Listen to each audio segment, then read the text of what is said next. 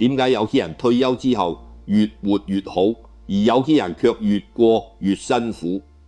其實真正嘅答案就藏喺退休後真正高質量嘅生活，其實就藏喺呢5個日常習慣入面。你睇下身邊班老友記，有啲人退休之後成個人神采飛揚，每日精神飽滿，仲有目標有寄託，成日約出嚟飲茶行山，生活充實到不得了。但有啲人一退休就成個人散晒，成日唔願喐，情緒低落，焦慮不安，身體仲越嚟越差，同屋企人關係都緊張埋。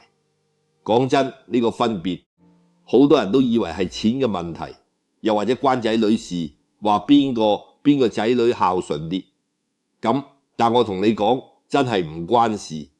真正決定退休生活係天堂定地獄，係你每日做緊嘅嗰5個日常習慣。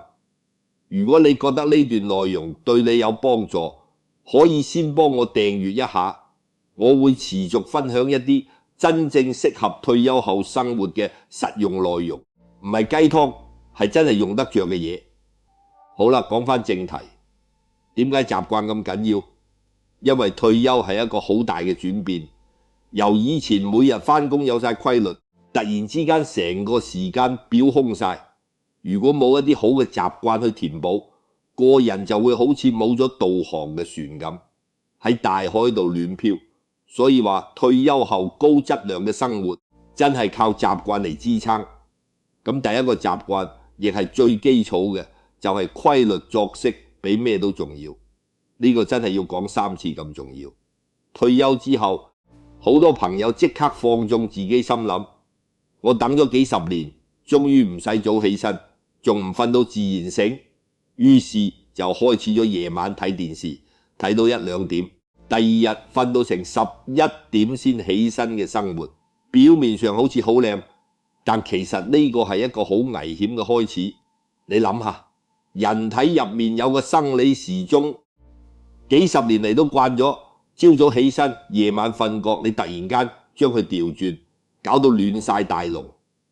咁樣唔單止影響你嘅睡眠質素，仲會搞到你成日個人冇精神，做咩都提唔起勁。我就識得一位陳伯，退休前係做文職嘅，幾十年嚟都係朝9晚5，一退休就覺得終於自由啦。夜晚睇波睇到凌晨，日頭瞓到成點先起身，結果點3個月唔夠，個人殘咗好多，成日話頭痛又冇胃口，血壓仲飆高咗。佢老婆話佢仲發脾氣話我辛苦咗大半世，而家想休息下都唔得咩？其實呢個唔係休息，係攞苦嚟辛，你嘅身體根本適應唔到。後來佢聽人勸，的起心肝校返個鬧鐘，每日7點起身，夜晚11點前一定上床。初幾日好辛苦，但係過咗1個禮拜，佢話成個世界唔同晒。朝早起身個人醒神好多，胃口又好返，血壓都穩定返。所以記住，退休後嘅自由唔係亂，而係穩定一個固定嘅作息時間，係你健康嘅第一道防線。你而家嘅作息係規律嘅，定係已經完全跟住感覺走？如果你都有同感，不如喺下面留言話我知。講完作息，第2個好重要嘅習慣就係每日一定要有事情做。呢個唔係叫你去做啱啱退休嗰種壓力山大嘅工作，而係你要揾到一件令你覺得自己有存在感嘅事。人最怕嘅唔係攰，係冇咗被需要嘅感覺。你諗下，以前返工，公司需要你，同事需要你，你負責嘅嗰一辦嘢冇你唔得。但退休之後，呢種感覺一下子消失晒，好容易會覺得自己係一個廢人。所以一定要揾啲嘢嚟填補呢個空虛。呢樣嘢可以好簡單，例如每日定時落街散步半個鐘，唔係求其行，而係有目標咁行。今日行去邊個公園，睇下嗰啲花花草草同街坊打個招呼，又或者你可以培養一個興趣。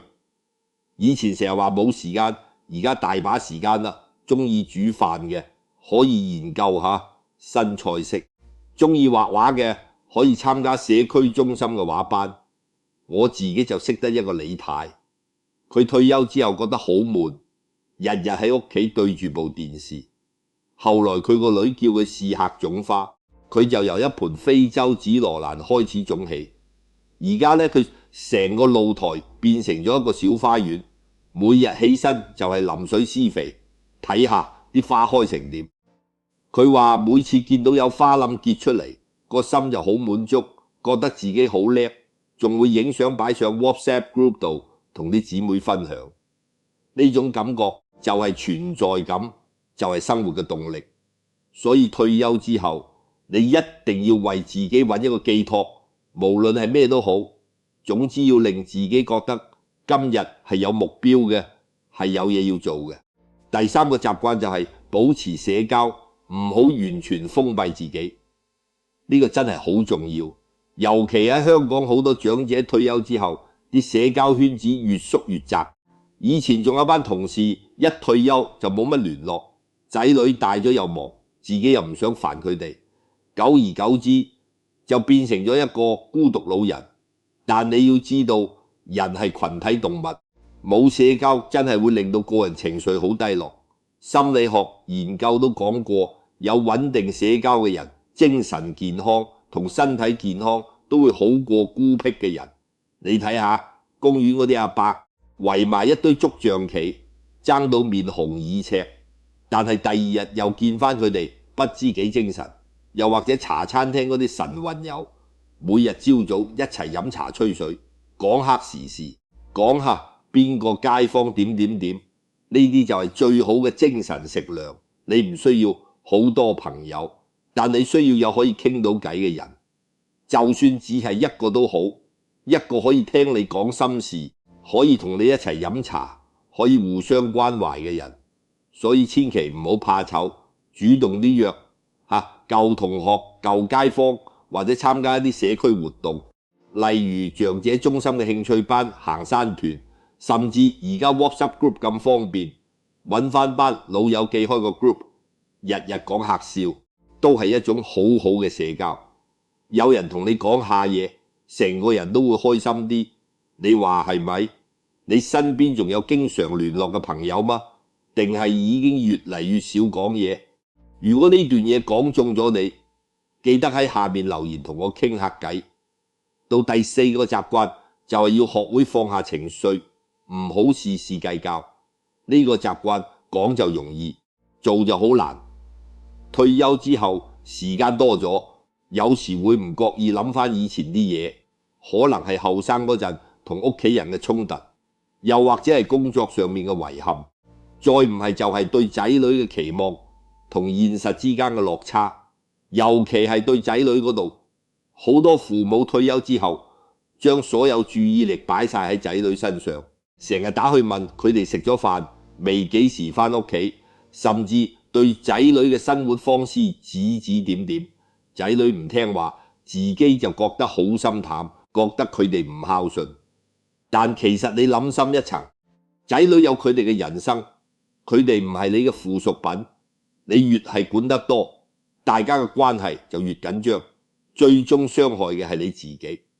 我就聽過一個古仔，有個周伯，佢個仔結咗婚搬出去住，周伯日日打10幾個電話俾個仔，問長問短，搞到個仔同新抱都覺得好大壓力。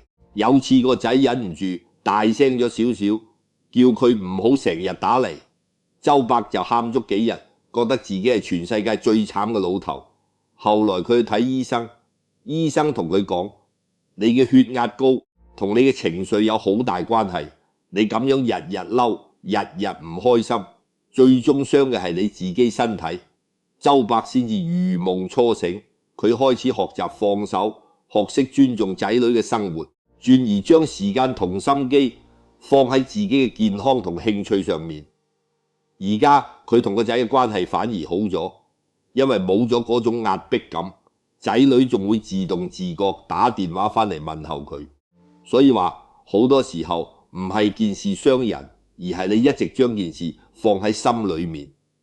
人到晚年最大嘅智慧就係放得下，放下對仔女嘅過度期望，放下以前嘅恩怨，放下無謂嘅自尊心，你放過人，等於放過自己。講到呢度，你覺得人到晚年最難放下嘅係咩？係仔女，係金錢，定係一啲過號嘅遺憾？歡迎喺下面留言話我知。最後一個習慣，亦都係經常俾人忽略嘅，就係保持輕度學習，大腦唔可以停。好多退休人士覺得自己讀咗幾十年書，做咗幾十年嘢，仲學乜嘢？但其實呢個想法係錯嘅。大腦同我哋嘅肌肉一樣，你成日唔用佢，佢就會退化；你成日唔用腦，反應就會慢，記性就會差。呢個就係點解有啲長者明年紀差唔多，但係一個精靈過一個，分別就喺有冇持續用腦。呢個學習唔係叫你返大學讀書或者去考試，而係一啲輕鬆嘅學習活動。例如而家個個都用智能手機，你都可以學下點樣用 WhatsApp 同仔女傳訊息，點樣用 Facebook 睇下啲新聞，甚至學下點樣用 YouTube 揾你中意睇嘅舊粵語長片，又或者你可以去圖書館借書睇下，唔一定睇文學巨著，睇下養生書、歷史故事書都好好。再唔係學下打麻雀，都係一種鍛鍊腦筋嘅活動，因為你要記牌，要計數。我識得一位90幾歲嘅黃伯，佢係一個超級手機迷，佢唔單止識用 WhatsApp、Facebook， 仲識得用淘寶買嘢。佢話我成日學新嘢，個腦先至唔會生佢。我啲仔女都話我叻過佢哋啊！你睇下一個90幾歲嘅長者都咁有活力，就係因為佢個腦不停咁轉。所以你千祈唔好停，每日學少少新嘢，睇少少書，或者睇一個有資訊性嘅短片，都係對大腦好好嘅 control。記住，人唔係老得快，係停得太快。你一停，所有嘢就跟住停，包括你嘅健康。所以講到尾，退休生活好唔好，真係唔係靠運氣，而係靠你每日嘅習慣去累積出嚟。你將作息搞掂，身體自然好，你揾到寄託，心靈自然滿足，你有朋友傾偈，情緒自然穩定，你學會放下，煩惱自然少，你保持學習，大腦自然精靈。呢5個習慣環環相扣，每一樣都係你退休生活嘅基石。改變唔需要好大，可以由聽日開始，校返個鬧鐘準時起身開始，可以由聽日開始，約個老朋友飲茶開始，可以由聽日開始，行多2步去圖書館借本書開始。每一小步嘅改變都會令你嘅狀態好唔同。退休係人生另一個黃金時期嘅開始，呢個時期你可以完全為自己而活。點解唔活得精彩嗰啲？如果你想讓自己或者家人退休之後過得更舒服、更穩定，可以訂閱一下，我會之後繼續分享更多真正實用嘅生活方法。記住，高質量嘅退休生活就喺你嘅日常習慣入面，由今日開始一齊建立啦。